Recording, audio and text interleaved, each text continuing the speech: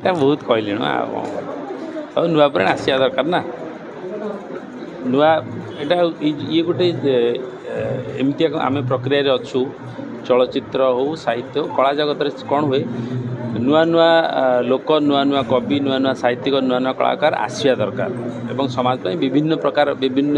ଉଦ୍ଦେଶ୍ୟରେ ଲେଖା ହଉ ଅଭିନୟ ହଉ ହଁ ସବୁ ହେବା ଦରକାର ନହେଲେ ତ ଜଣେ କରୁଥିବ 100 ବର୍ଷ ପର୍ଯ୍ୟନ୍ତ। 90 ବର୍ଷର ଓଡ଼ିଆ ସିନେମା ତାରି ଭିତରେ ସେଇ ଗୋଟିଏ ଦାବି ଏବେ ବି ରହିଛି ଯେ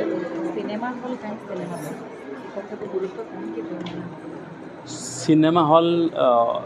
ପ୍ରାକୃତିକ ଦୁର୍ବିପାକ ହଉ କିମ୍ବା ଅନ୍ୟାନ୍ୟ ବହୁତ ବିଷୟକୁ ନେଇକରି ହଉ ସବୁ ନଷ୍ଟଭଷ୍ଟ ହୋଇଯାଇଛି ଏବଂ ବର୍ତ୍ତମାନ ଉତ୍ତରଦାୟିତ୍ୱ ହେଉଛି ସମସ୍ତଙ୍କର ମିଳିମିଶିକରି କେମିତି ସିନେମା ଇଣ୍ଡଷ୍ଟ୍ରିକି ଫେରାଇବା ଯେଉଁ କଥାଟି ଆପଣ କହିଲେ ଯେ ହଲ୍ ନଥିଲେ ଆମେ ରେଭିନ୍ୟୁ କୋଉଠି ଜେନେରେଟ୍ କରିବା ସିନେମା ଇଣ୍ଡଷ୍ଟ୍ରି ବଞ୍ଚିବ କେମିତି ତେଣୁ ବର୍ତ୍ତମାନ ପ୍ରାଥମିକ ପର୍ଯ୍ୟାୟରେ ସରକାରଙ୍କ ସହିତ ଆମେ ଯୋଗାଯୋଗରେ ନିରନ୍ତର ଭାବରେ ଅଛୁ ମୁଁ ବ୍ୟକ୍ତିଗତ ଭାବରେ ସିଏମ୍ ସାହେବ କୁହନ୍ତୁ କିମ୍ବା ଆମର ଶିଳ୍ପମନ୍ତ୍ରୀ କୁହନ୍ତୁ ସୁରେଶ ସୂର୍ଯ୍ୟବଂଶୀ ସାର୍ କୁହନ୍ତୁ ସମସ୍ତଙ୍କ ସାଙ୍ଗରେ ବ୍ୟକ୍ତିଗତ ସମ୍ପର୍କରେ ଆଲୋଚନା ହେଇଛି ସାମୂହିକ ଆଲୋଚନା ହେଇଛି ତେଣୁ ଖୁବ୍ ଶୀଘ୍ର ଏ ଯେଉଁ ପର୍ଦ୍ଦାର ଅନ୍ତ ଘଟିବ ଓଡ଼ିଆ ସିନେମା ଗୋଟେ ନୂଆ ଦିଗ ନୂଆ ଦିଶାକୁ ଯିବ ଏବଂ ସିନେମା ହଲ୍ ଏବେ କଥାବାର୍ତ୍ତା ସରିଛି ପ୍ରାରମ୍ଭିକ କଥାବାର୍ତ୍ତା ସରିଛି କିଛି ସିନେମା ହଲ୍ ନୂଆ ତିଆରି କରାଯିବ PPP ମୋଡ଼ରେ ହେଉ କିମ୍ବା ସରକାରୀ ସ୍ତରରେ ହେଉ ତ ମୁଁ ଭାବିବି ଯେ ଓଡ଼ିଆ ସିନେମା ଯେମିତି ଭଲ ଭଲ ସିନେମା ଆପଣମାନେ ଦେଖୁଛନ୍ତି ନୂଆ ନୂଆ ଧରଣର ସିନେମା ସେମିତି ସିନେମାକୁ ସପୋର୍ଟ କରିବାକୁ ସରକାରୀ ସ୍ତରରେ ଯାହା ହେବ ସେଥିପାଇଁ ସରକାର ନିଶ୍ଚିତ ଭାବରେ ପ୍ରୟାସ କରିବେ। ହିନ୍ଦୀ ସିନେମା ଆସିଲା ବେଳକୁ ଓଡ଼ିଆ ସିନେମାକୁ ହଟେଇ ଦେଉଛନ୍ତି এই যে পলিসি আমি সেটা গোটে দুঃখর কথা যেহেতু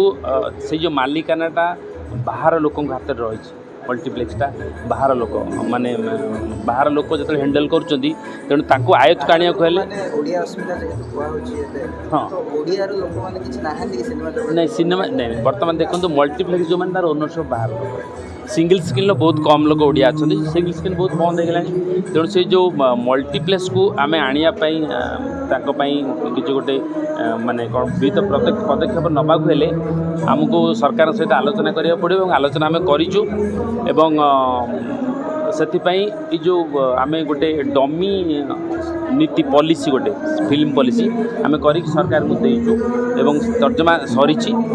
ଖୁବ୍ ଶୀଘ୍ର ଆପଣ ଦେଖିବେ ଗୋଟେ ସୁଫଳ ମିଳିବ ଏବଂ ଅତି ନିକଟରେ ବି କଳିଙ୍ଗ ଷ୍ଟୁଡ଼ିଓ ଉଦ୍ଘାଟନ ହେବ ତା ସାଙ୍ଗରେ ସିନେମା ହଲ୍ କଥା ଯେଉଁଗୁଡ଼ା କହୁଛନ୍ତି ହେବ ଏବଂ ଯେଉଁ କଥାଟି ଆପଣ କହିଲେ ଯେ ଓଡ଼ିଆ ସିନେମାକୁ ଉଠାଇ ଦିଆଯାଉଛି ଯେ ପଲିସିରେ ଆମେ ରଖିଛୁ ଯେ ମିନିମମ୍ ଓଡ଼ିଆ ସିନେମା ଯଦି ଆସିଲା ମିନିମମ୍ ତାକୁ ହଲ୍ ମାସେ 2 ମାସ ଆଗେ ଅଗ୍ରାଧିକାର ଭିତରେ ଦେବାକୁ ପଡ଼ିବ ଏ ପଲିସି ଭିତରେ ଅଛି ଯେତେବେଳେ ପଲିସି ଲାଗୁ ହେବ ସବୁ ଠିକ୍ ଠାକ୍।